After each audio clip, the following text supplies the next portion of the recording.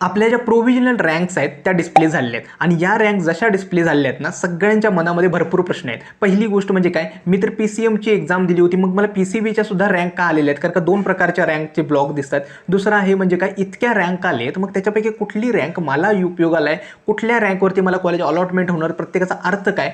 तिसरा महत्त्वाचा डाऊट म्हणजे काय, की रँक मला समजले आहे, त्याच्यावरून कॉलेज कुठलं मिळणार आहे किंवा कट ऑफवरती कसं चेक करायचं रँकवरून की आपल्याला हे कॉलेजेस मिळू शकतात. आणि सगळ्यात महत्त्वाचा प्रश्न म्हणजे काय, यावर्षी कट ऑफ इन्क्रीज होणार आहेत का? या सगळ्या प्रश्नांची जी उत्तरं आहे ना, ते मी आजच्या व्हिडिओमध्ये देणार आहे. या ज्या रँक आहेत या प्रोव्हिजनल आहेत. मग इथून पुढे तुम्हाला नेक्स्ट प्रोसेस काय करायचे कॅप ॲडमिशन प्रोसेसमध्ये, ते सुद्धा या व्हिडिओमध्ये सांगणार आहे. तर सगळ्यांना नमस्कार, मी संदीप मिलके. आजचा जो व्हिडिओ आहे काळजीपूर्वक बघा, कारण का प्रोव्हिजनल रँकवरून नेक्स्ट प्रोसेस काय करायचे ते मी सगळ्या व्हिडिओमध्ये सांगितलं आहे. आता एक छोटीशी गोष्ट तुम्हाला काय सांगायची आहे, तर लक्षात ठेवा, आता ही जसं पर्सेंटाईल वगैरे डिक्लेअर झालं होतं ना, भरपूर मुलांनी प्रायव्हेट युनिव्हर्सिटीला वगैरे ट्राय केलं. आता माझ्याच एक काउन्सिलिंग बॅचमधलं एक उदाहरण काय सांगतोय, मुलांना ना 70% आहेत आणि कॉलेज पुण्यामध्येच हवं आहे. आता होतं असं की चांगले कॉलेजचं कट ऑफ तरी मॅच होत नाही आहेत. मग मुलाच्या म्हणजे आजूबाजूच्या मित्रांनी काय केलं, प्रायव्हेट युनिव्हर्सिटीजला वगैरे ॲडमिशन सीट बुक करून ठेवले. 2,80,000 ते 3,00,000 इतकी फी आहे. आणि ती युनिव्हर्सिटीसुद्धा ना, त्यांची कॉलेज जे आहे ते ऑगस्ट महिन्यापासून स्टार्ट होत आहे. आता ही मुलं काय करतायत, तर पालकांकडे हट्ट करतायत किंवा आपल्याला सुद्धा प्रायव्हेट युनिव्हर्सिटीला ट्राय केलं पाहिजे, उगाच लोअर कॉलेजमध्ये घेण्यापेक्षा आपण त्या युनिव्हर्सिटीला ट्राय करू. सांगण्याचं तात्पर्य काय आहे, एकतर जसा हा रिझल्ट डिक्लेअर होतो CET एक्झामचा, या प्रायव्हेट युनिव्हर्सिटीचे मार्केटिंग स्ट्रॅटेजी स्टार्ट होते. एकतर तुमचे पैसे घेऊन ठेवतात, तुम्हाला नंतर सांगतात की ॲडमिशन कॅन्सल झालं तर आम्ही देऊ, परंतु कॉलेज लवकर स्टार्ट करतात जेणेकरून तुमचे पैसे तिथेच अडकून राहावेत आणि लास्ट ॲडमिशन कॅन्सलेशन डेटसुद्धा खूप अर्लीट होतं. या सगळ्या गोष्टी होत आहेत. सांगण्याचं तात्पर्य हेच आहे की आपल्या मित्राने किंवा आजूबाजूच्या कुणीतरी प्रायव्हेट युनिव्हर्सिटीमध्ये ॲडमिशन घेतलं, पण तुम्हाला सुद्धा घ्यायलाच पाहिजे हा हट्ट करू नका. कारण का मी आता कित्येक पालक वगैरे बघतोय ना, पालक तर असे आहेत की त्यांना मुलाला पर्सेंटाईल कमी आहेत, लिटरली पुण्यातल्या कॉलेजेसच्या चक्रा मारायला स्टार्ट केलेत की काहीतरी सीट मिळेल का, मॅनेजमेंटची सीट वगैरे मिळेल का. आणि त्याच्यात तुम्ही उगाचच त्या प्रायव्हेट युनिव्हर्सिटीचं वगैरे ना जास्त हाईप करू नका. कारण का होतं का, एकतर प्रायव्हेट युनिव्हर्सिटी पण चांगलेच आहेत, परंतु का एकदम शेवटचा ऑप्शन हा प्रायव्हेट युनिव्हर्सिटी. लक्षात ठेवा, 3,00,000 रुपये वर्षाची फी आहे, ठीक आहे. 3,00,000चे 4 वर्षाची फी झाली 12,00,000 रुपये. तुमचा हॉस्टेलचा खर्च, राहण्याचा खर्च, एका इंजिनिअरिंग डिग्रीवरती प्रायव्हेट युनिव्हर्सिटीमध्ये इतका खर्च करणं वर्थ आहे का, याचा विचार करा. कारण का ऑलरेडी आपले पालक वगैरे असतील, त्यांनी आपल्या कोचिंगवरती 11वी-12वी इतका खर्च केला आहे, पुढे सुद्धा इंजिनिअरिंगला खर्च करायचा आहे. कॅप ॲडमिशन किंवा आपल्या नॉर्मल कॅपमधून झालं तर ॲटलिस्ट थोडाफार खर्च तुमचा वाचेल, ठीक आहे. या गोष्टींची सुद्धा काळजी घ्या, ठीक आहे. तर सुरुवात करूया आजच्या या नवीन व्हिडिओला.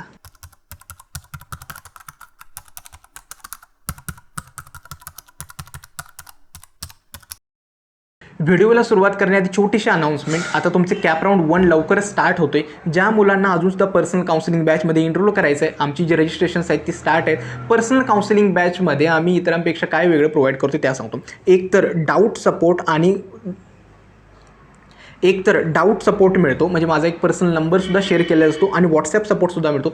जे काही डाऊट्स आहेत ते डायरेक्टली तुम्ही मला कॉलवरती वगैरे विचारू शकता. दुसरं आहे तुमची कॉलेजची लिस्ट, तुमचं पर्सेंटाईल, कॅटेगरी, तुम्हाला कॉलेज ब्रँच कुठे हवे, या सगळ्यावरून तुमची कॉलेजची जी लिस्ट आहे ते आम्ही तुम्हाला बनवून देतो. तिसरं आहे लाईव्ह गायडन्स सेशन, ज्याच्यामध्ये कॉलेजच्या या कॅपराऊंड प्रोसेसमध्ये कम्प्लिटली प्रत्येक स्टेपला तुम्हाला लाईव्ह सेशन्समध्ये फॉर्म फिलिंग वगैरे सगळं सांगितलं जातं, जेणेकरून ॲडमिशन प्रोसेसमध्ये तुम्हाला कुठेही काही अडचण येणार नाही. त्यानंतर आहे ते म्हणजे काय, स्पॉट IELTS सीट्सचा गायडन्स, कोणत्या कॉलेजमध्ये किती सीट्स वॅकंट आहेत, कुठं अप्लाय केलं पाहिजे, ठीक आहे. या सगळ्या गोष्टींबद्दल तुम्हाला स्पॉट आणि IELTSमध्ये गाईड केले जातं. आणि शेवटी आहे first year engineering guidance sessions, ज्याच्यामध्ये फर्स्ट इयरला कोडिंग, CGPA कसा मेंटेन करायचा आहे त्याबद्दल सुद्धा माहिती दिली जाते. आता ज्या मुलांना पर्सनल काउन्सिलिंग बॅचमध्ये एनरोल करायचं आहे, डिस्क्रिप्शन बॉक्समध्ये आणि कमेंट बॉक्समध्ये मी लिंक दिले, नक्की एनरोल करा. जे काही तुमच्या पर्सेंटाईल एक चांगलं कॉलेज आहे ते मिळवून द्यायचा आम्ही नक्की प्रयत्न करू. आता येतो व्हिडिओच्या मेन कंटेंटवरती. लक्षात ठेवा, तुमचं ज्यावेळी आता प्रोव्हिजनल रँक्स आलेत ना, त्यावेळी तुम्हाला 2 प्रकारच्या रँक तुम्हाला दिसतात. पहिला एक ब्लॉक आहे, ठीक आहे, आणि एक दुसरा ब्लॉक आहे त्या PDF मध्ये, ठीक आहे. पहिला ब्लॉक आहे तो PCM स्टेट रँकचा आहे आणि दुसरा PCM आणि PCBचा स्टेट रँक आहे. मग आपल्याला कुठला रँक उपयोगाचा आहे, तर जो काही तुमचा पहिला PCM स्टेट रँक आहे तो तुम्हाला गरजेचा आहे, ठीक आहे. मग लक्षात ठेवा, भरपूर मुलं काय म्हणतील, मी तर PCB एक्झाम दिली नव्हती, स्कोर पण ॲड केला नव्हता, मग मला PCBच्या रँकसुद्धा का आलेत. मग या दुसऱ्या प्रकारच्या ज्या रँक आहेत PCB स्टेट रँक, त्या का दिलेत. तर त्याचं उत्तर सिंपल सांगतो. आपल्या इंजिनिअरिंग कॅप ॲडमिशन प्रोसेसमध्ये 9 वेगवेगळ्या ब्रँचेस आहेत. 9 अशा आहेत ब्रँचेस, जसं की फूड इंजिनिअरिंग आहे, बायोटेक्नॉलॉजी आहे, ॲग्रिकल्चर इंजिनिअरिंग आहे. अशा 9 प्रकारच्या ब्रँचेस आहेत ज्याच्यामध्ये PCBच्या स्कोरवरती सुद्धा ॲडमिशन होतं. मग ज्यावेळी तुम्ही रजिस्ट्रेशनचा फॉर्म भरला होता त्यावेळी त्यांनी विचारलं होतं की तुम्हाला PCBचा स्कोर सुद्धा एंटर करायचा आहे का. ठीक आहे, जर केला तरी ठीक आहे, नाही केला तरी सुद्धा काय होतं, तर त्या ब्रँचेसला ॲडमिशन घेण्यासाठी तुम्हाला PCM आणि PCB या दोन्ही प्रकारच्या रँक्स तुम्हाला मिळतात. ठीक आहे, आता ह्या ज्या रँक्स आहेत ते इग्नोर करा. आपल्या ॲडमिशन प्रोसेससाठी जो PCM स्टेट रँकच्या ज्या रँक्स आहेत त्या तुम्हाला इम्पॉर्टंट आहेत. ठीक आहे, हा पहिला डाऊट लक्षात ठेवा. ज्या 9 इंजिनिअरिंग ब्रँचेस आहेत त्याच्यामध्ये PCBचा सुद्धा स्कोर चालतो, त्यामुळे PCBच्या सुद्धा रँक दिलेल्या आहेत. त्याचा काही आपल्या बाकी 9 ब्रँच सोडले तर इतर ठिकाणी काही उपयोग होणार नाही. ठीक आहे, दुसरं आहे म्हणजे काय, तुम्हाला वेगवेगळ्या प्रकारच्या रँक मिळाल्या. मग त्याच्यातली रँक कुठली उपयोगाची आहे आणि महत्त्वाची काय, लक्षात ठेवा. पहिला जो मिळाला आहे PCM state general merit number, म्हणजेच काय, याचा अर्थ काय, तर इंजिनिअरिंग कॅप रजिस्ट्रेशन प्रोसेसमध्ये जेवढ्या मुलांनी एनरोल केलेलं आहे त्या मुलांमध्ये ऑल ओव्हर महाराष्ट्र माझी रँक कितवी आहे ते सांगतं हा पहिला PCM state general merit number. दुसरं जे आहे युनिव्हर्सिटी जनरल मेरिट नंबर. ज्यावेळी तुम्ही आता तुमचा रजिस्ट्रेशन फॉर्म भरला होता तुमची एक होम युनिव्हर्सिटी तिथं आली होती. ठीक आहे, मग त्या होम युनिव्हर्सिटीमध्ये तुमचा रँक किती आहे ते सांगतो हा युनिव्हर्सिटी जनरल मेरिट नंबर. उदाहरणार्थ समजा शिवाजी युनिव्हर्सिटी आहे, तर शिवाजी एखादा विद्यार्थी कोल्हापूरचा आहे, त्याची होम युनिव्हर्सिटी शिवाजी युनिव्हर्सिटी आहे. मग त्या युनिव्हर्सिटीमध्ये त्याचा रँक कितवा आहे ते सांगतं युनिव्हर्सिटी जनरल मेरिट. हा कधी उपयोगाला येतो, ज्यावेळी तुम्ही बघाल तर जे नॉन ऑटोनॉमस कॉलेजेस असतात तिथं home university and other than home युनिव्हर्सिटीचा कट ऑफ असतो, त्यावेळी हे रँक वगैरे उपयोगाला येतात. तिसरं आहे ते म्हणजे काय, state general category merit number. जी कॅटेगरी तुम्ही मेन्शन केले त्या कॅटेगरीमध्ये जेवढ्या मुलांनी फॉर्म भरलेत त्याच्यामुळे तुमचा नंबर किती आहे हे सांगतो स्टेट जनरल कॅटेगरी मेरिट. उदाहरणार्थ एखाद्या विद्यार्थ्याची OBC कॅटेगरी आहे आणि त्याचा स्टेट जनरल मेरिट नंबर आले 4000, तर महाराष्ट्रातून जेवढ्या OBC कॅटेगरीच्या मुलांनी कॅप प्रोसेसला अप्लाय केले त्यामध्ये तो विद्यार्थी 4000 नंबरला आहे, असं त्याचा अर्थ आहे. त्यानंतर आहे लेडीजसाठी वेगळा मिळाला आहे, म्हणजे लेडीजमध्ये तुमचा रँक किती आहे. त्यानंतर again ladies university general merit number मिळाला आहे. त्यानंतर EWS भरला असेल, त्यानंतर TFWS भरला असेल तर TFWS मायनॉरिटीचा रँक, PWDचा, असे भरपूर रँक्स आलेत. त्यानंतर all India general merit number, म्हणजेच ज्यावेळी तुम्ही CETचा तुमचा स्कोर ॲड केला होता, म्हणजे जे CETचा ॲप्लिकेशन फॉर्म भरला होता रजिस्ट्रेशन, त्यावेळी तुम्ही JEEचा स्कोर सुद्धा ॲड केला होता. मग JEE किंवा CETच्या बेसिसवरती तुम्हाला all India general merit number मिळतो. मग तुमचा एक डाऊट काय, मी तरी JEEचा स्कोर ॲड नव्हता केला किंवा ॲड केला नव्हता किंवा दिली नव्हती JEE, तरी सुद्धा मला all India general merit number काय आलाय, तर all India general merit number सगळ्या मुलांना येतो. जर तुम्ही JEE एक्झाम दिली असेल तर JEEचा स्कोर कन्सिडर केला जातो, नसेल दिली तर CETच्या बेसिसवरती तुम्हाला all India general merit number दिला जातो. ठीक आहे, आय होप तुम्हाला ही वेगवेगळ्या प्रकारची रँक समजली असेल. आता ह्याच्यातला उपयोगाला रँक कुठला आहे किंवा त्याचं महत्त्व काय, लक्षात ठेवा. ही सगळ्या प्रकारचे रँक उपयोगाला आहेत, परंतु ते कंडिशन्सवरती डिपेंड करतात. ठीक आहे, याची काळजी तुम्ही करू नका की कुठला रँक उपयोगाला आहे. लक्षात ठेवा. आता उदाहरणार्थ सांगतो, एखादा विद्यार्थी पुण्यामधल्या एखाद्या कॉलेजला अप्लाय करतोय. ठीक आहे, मग जास्त करून काय उपयोगाला येतं, तर त्या विद्यार्थ्याची ते सॉफ्टवेअर काय करतं, त्या विद्यार्थ्याची कॅटेगरी कुठली आहे, त्याची होम युनिव्हर्सिटी कुठली आहे, किंवा त्या विद्यार्थ्याचा लेडीज कोटा आहे का, किंवा त्या विद्यार्थ्याचा EWS TFWS या सगळ्या गोष्टी ज्या आहेत ह्या रँक ना ते CETचं कॉलेज अलॉटमेंट करणारे सॉफ्टवेअर लक्षात ठेवतं. तुम्हाला लक्षात ठेवा या सगळ्या प्रकारच्या रँक उपयोगाला आहेत. आता उदाहरणार्थ एखाद्या विद्यार्थ्याला होम युनिव्हर्सिटीमध्ये त्यांच्याच युनिव्हर्सिटीमध्ये कॉलेज होतोय, मग त्यावेळी ते सॉफ्टवेअर काय विचार करेल की या विद्यार्थ्याला होम युनिव्हर्सिटीचा रँक चांगला आहे, मग त्याच्यावरून आपण अलॉटमेंट करू शकतो. त्यामुळे या सगळ्या प्रकारचे रँक इम्पॉर्टंट आहेत. तुम्ही हा विचार करू नका की माझी ही रँक चांगली आहे, मला हे मिळतं का, ती रँक चांगली आहे, याचा विचार तुम्ही करू नका. ठीक आहे, तिसरी प्रोसेस आहे, ठीक आहे, की रँक कुठल्या इम्पॉर्टंट आहेत. आणि एक उदाहरण सांगतो, भरपूर पालकांचा आणि विद्यार्थ्यांचा हा डाऊट आहे. पालक काय करतायत, आपली जी गेल्या वर्षीच्या CETच्या ऑफिशियल कट ऑफच्या PDF आहेत, ठीक आहे, त्या PDFमध्ये मी एक उदाहरण देतो. माझं PICT कॉलेज आहे, मग PICT कॉलेजमध्ये कम्प्युटर इंजिनिअरिंग ब्रँचसाठी जनरल OBC कॅटेगरी त्या विद्यार्थ्याची आहे. मग जनरल OBC कट ऑफची जी रँक आहे त्या PDFमध्ये किती दिली आहे, 8000 रँक मेन्शन केली आहे. मग आता विद्यार्थी काय करणार, PICT कॉलेजच्या कम्प्युटर इंजिनिअरिंगची जी OBC म्हणजे माझ्या कॅटेगरीसाठी रँक 8000 दिलेली आहे. ठीक आहे, आणि माझी OBC कॅटेगरीची रँक किती आहे, 4000 आहे. म्हणजे मला PICTचं कम्प्युटर इंजिनिअरिंग मिळतं का, हा प्रश्न साहजिक आहे. लक्षात ठेवा, हा डाऊट भरपूर पालकांना आहे. तुमचे जे मी परत एकदा सांगतो, लक्षात ठेवा, जर समजत नसेल ना व्हिडिओ परत बघा किंवा स्लो करा. ठीक आहे, तुमचे जे CET सेलच्या ऑफिशियल कट ऑफ PDFमध्ये ज्या रँक्स दिलेल्या आहेत त्या सगळ्या स्टेट जनरल मेरिट रँकनुसार ॲडजस्ट केलेल्या आहेत. परत एकदा सांगतो, स्टेट जनरल मेरिट रँकनुसार ॲडजस्ट केले आहेत. त्यामुळे हा जो कट ऑफच्या PDFमध्ये 8000 नंबर आहे तो आहे स्टेट जनरल मेरिट रँक. म्हणजेच काय, विद्यार्थ्याला तुमच्या जी रँक आले त्याच्यामधला जो स्टेट जनरल मेरिट नंबर आहे, स्टेट जनरल मेरिट नंबर, ठीक आहे, तो कंपेअर करायचा आहे त्या कट ऑफमधल्या PDF च्या रँकसोबत. आता हे असं काय केले तर त्यांनी काय केले, विद्यार्थ्यांना सगळ्या विद्यार्थ्यांच्या कॅटेगरी वगैरे कन्सिडर करून त्याच्यात ते ॲडजस्टमेंट केले. उदाहरणार्थ PICTच्या कम्प्युटर इंजिनिअरिंग ब्रँचचा ओपनची रँक जी आहे, क्लोजिंग रँक ती 1000 आहे, ठीक आहे. ती जर ती बघाल जनरल OBCची किती असेल, सपोज ती काय असते 4000 आहे. याचा अर्थ काय, हा 1000 ते 4000 मध्ये डिफरन्स कुठून आला, तर ती जो डिफरन्स आहे तो कॅटेगरीमुळे आला, कुठल्या OBC कॅटेगरीमुळे. त्यामुळे लक्षात ठेवा, तुम्ही फक्त एवढं लक्षात ठेवा, बाकी सगळा विचार सोडून द्या. कट ऑफ PDF ज्या रँक दिलेल्या आहेत त्या रँक जर तुम्ही कंपेअर कराल तर तुमचा स्टेट जनरल मेरिट नंबर त्या रँकसोबत कंपेअर करायचा, बस, बाकी काही विचार करू नका, ठीक आहे. दुसरं आहे म्हणजे काय, सगळ्या प्रकारच्या रँक इम्पॉर्टंट आहेत त्या सिच्युएशन्सवरती, ते सॉफ्टवेअर त्याची काळजी घेतं. तुम्ही ती गोष्टी विचार करू नका, माझी ही रँक चांगली आहे, ही कन्सिडर करणार का, ते कन्सिडर करणार आहे काय. लक्षात ठेवा, उदाहरण काय देतो, DY पाटील पिंपरीचं कॉलेज आहे.